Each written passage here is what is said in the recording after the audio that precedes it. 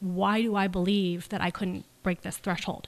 And then we'll go through, I often challenge people. Well, why? Well, what makes you believe that that's where you would stop?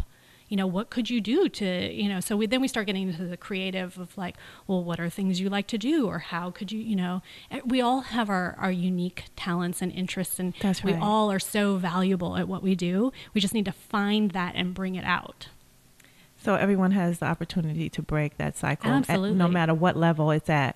We just self-destruct at a certain level because fear again, that ugly 4-letter word, fear, it stops us and puts us in a position to self-destruct. So when we talked about that on the phone, I think when we were talking, that was fascinating to me because you're right. People do self-destruct. It's like self-imposed. It's like this cage that you put yourself in for no reason. Oh, I definitely had my threshold, and when I first did the exercise, I was like, whoa, wait a second, why? And then I went back through and I realized that my limitation was that I believed that there were only so many hours in the day, and that my value was based on a per hour basis. And so I could never see myself getting past a certain threshold because there's only so many hours in the day. But then I thought, but there's so many other opportunities. Like you said, I could write a book. Right. I could, do speaking engagements. I could, there's so many reasons and I hadn't thought outside the box. I had put myself in a nice little square box, and until I did that exercise, I wasn't even aware that I had put myself in the box. So once I saw that, I was like, well, I don't even believe that. Like, my subconscious believes that, but I don't believe that. And so then I was able to go deeper and figure out, the whys and the hows, and now I've just blown that out of the water. Of course. I believe, I have infinite income earning potential, as does everybody in this room. Right. And so I think you should put that on your website, because I think that you would wind up with even more clients because they would get to see what their threshold, of income and earning possibilities are self-imposed. Yeah. It's not someone telling you or dictating to you what you can and cannot make. You're doing this to yourself, and it's fear-based. It's fear-based, or from a doctrine that you've learned. Like you said, you attach yourself to a per hour wage earning. And if there's only 24 hours in a day, how can you possibly get past this income level because there's not enough time? When you're not looking at it from take the bars off, there is no per hour income that you are limited to make. It's infinite. Exactly. I like that. So, do you give that test like at the beginning or the end or during or how? It just depends. It sort of depends on the person. Like, okay. There's so many different tools that I use when I'm coaching that it just sort of, there's certain points where I use certain things. Right. That intrigued me though. Yeah, it's a very, and oftentimes, I'll get into that portion of it when people realize how much is going out every month and how much is coming in, and if you're in the negative and you're bringing in less than you spend, then what we do is we start coming up with creative ideas to meet your needs with little or no money. Okay. And so that's one option if you're not making enough money. The other option is to earn more. And so when we get into the earning more exploration, that's when we get into sort of that test. Right. And we get into, okay, well, how can you earn more? What can you do to earn more? What would you want to do to earn more? So we go a little bit, in the creative zone there. What are your hobbies? What do you like to do? Right. And often that can morph into a business because, as you probably know, people who are very what successful, they love. they say you will never work a day in your life That's if you right. do what you love. If you do what you love. And how do you figure out what to do is you start being creative, and especially if you need to cut back on your spending, you start being really creative about ways to meet your needs, whether it's fun, whether it's socializing, whatever it is. You find creative ways to do it, and you're like, oh my God, I absolutely love to bake and have people over and have a potluck. And you realize, oh my gosh, I'm so great at baking, and people will be like, can you make cookies for this? And you start a little baking business, and it grows, and then all of a sudden you have Mrs. Fields cookies. That's right. So there's just these little things that can build, and so it's sort of it's one step to the next. But it's taking the chains off of your mind. Exactly. And opening yourself up to the possibilities. I like it. Yep. And so please give us your contact information again, because you've got so much good information on your website. I really would like to make sure people go to your website and see what you have to offer. And these tools are free tools that will either give you the ability to master this on your own, or show you that you may need a coach. And if you do, Ari would be a great coach for you. So give us your website and contact information again. Absolutely. It's themoneystylist.com. And you can reach me via email at info@themoneystylist.com. And we're also on Facebook. I do, send out some cute memes and inspirational quotes every now and again, as well as my newsletter goes on Facebook. So if you look for The Money Stylist on Facebook, we're there as well. Well, I'll have to make sure that we're Facebook friends. Yeah, absolutely. Because I'd love to get your inspirational quotes and things like that. We have talked about, some of the things mentally that stop people from becoming wealthy and doing the things they really want to do. Because really, when you're in a wealthy position, you're able to do more for others. It becomes not so much about yourself, and it really does become at some point what you can do for other people. And so in building wealth, my hope is that people will break the chains that have made them unsuccessful to this point, or not as successful as they could be, and really open up the potential so they can do more and be more, not just for themselves, but for others, because there's a whole world out there waiting that needs your specific talent. And the only way they're going to get to it if you push past your fears and actually get to it yourself. So what will happen is you will become the success that you want to be, but in being that success, you help others with your gifts and talents. So we have to push past the fear. And Ari's someone who can help you push past that fear and get yourself to where you want to be. This is Miss Charline. You're listening to Lunch with the Finance Bunch, and we're talking about wealth building today from the aspects of, freeing your mind, really. Free your mind, take the chains off of your mind so that the doubt will go away and the fear.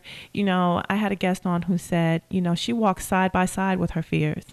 Because, fear has to be her partner, because you're going to come up against it. So she said, instead of letting it block her, she walks side by side with her fears, and she's able to move forward. So however you define it, however you're able to push past it, we need to do that so that we can get to the place that we really want to be. And that's, at a space where we are performing at the level that really God intended us to. Mm-hmm. So I thank you for helping us with our journey. Absolutely. This is really good. I have, of course, more questions. I showed you, I pulled up all the questions I had, and you were like, okay, let's do this. We can talk for hours.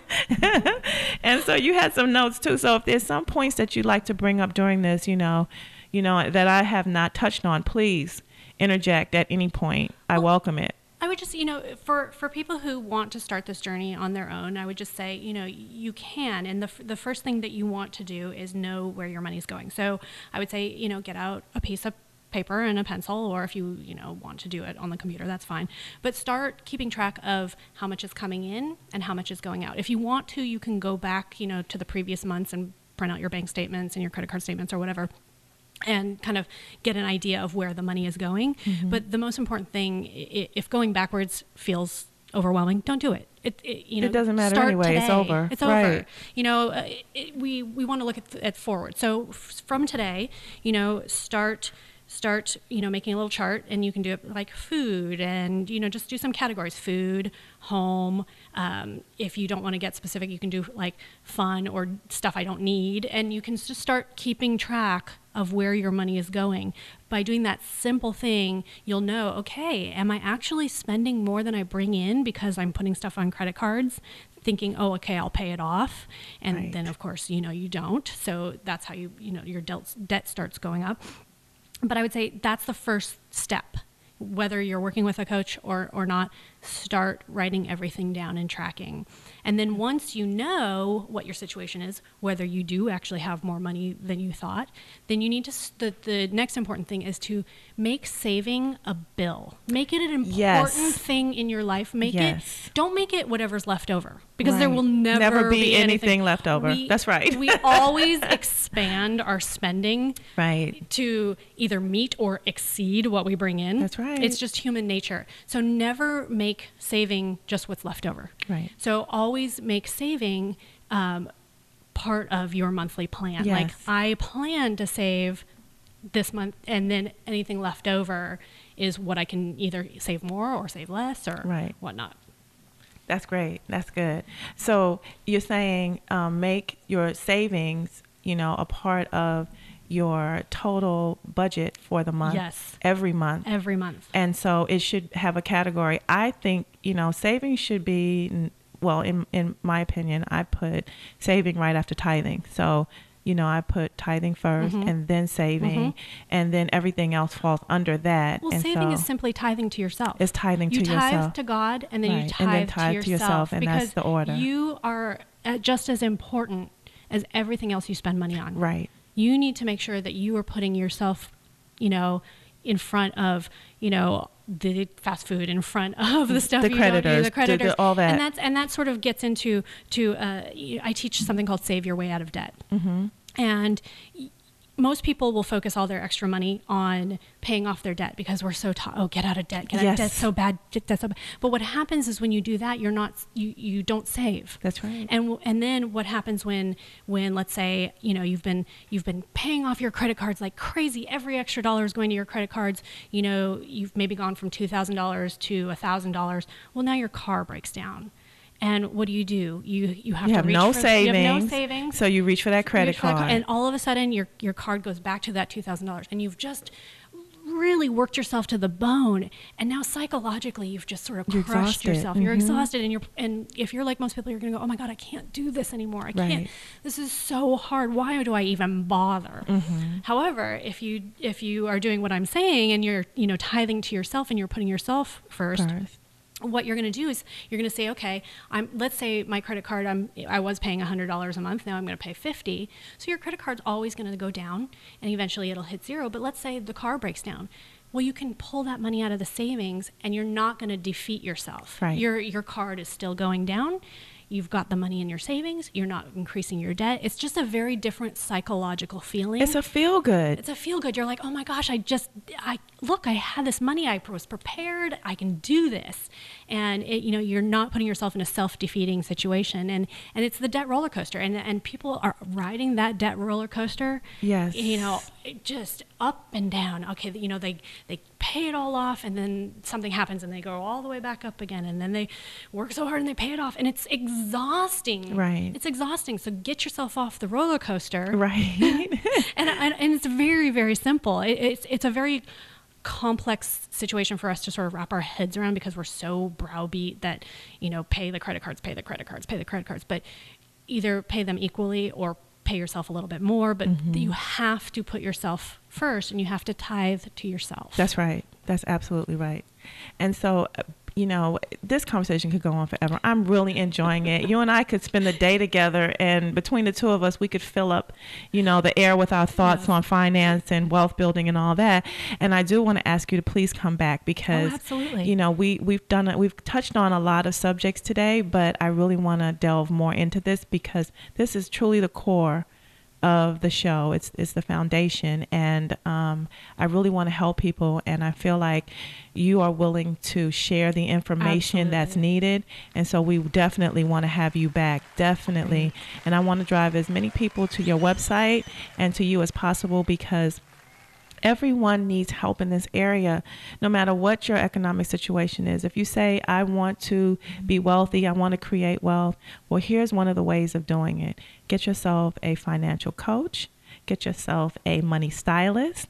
Call Ari and, talk to her. Go to her website. Read some of the books that she offers. It's all tangible. It's all something that we can reach, goals we can reach. And Ari, I want to thank you so much for being on the show. Please promise me you'll come back. Absolutely. So we can explore this even more. This has been great. I've learned a lot. I hope you have too. This is Miss Charline. You're having lunch with the Finance Bunch. Thank you for joining us. It's been a pleasure. Thank you. Thank you, Ari.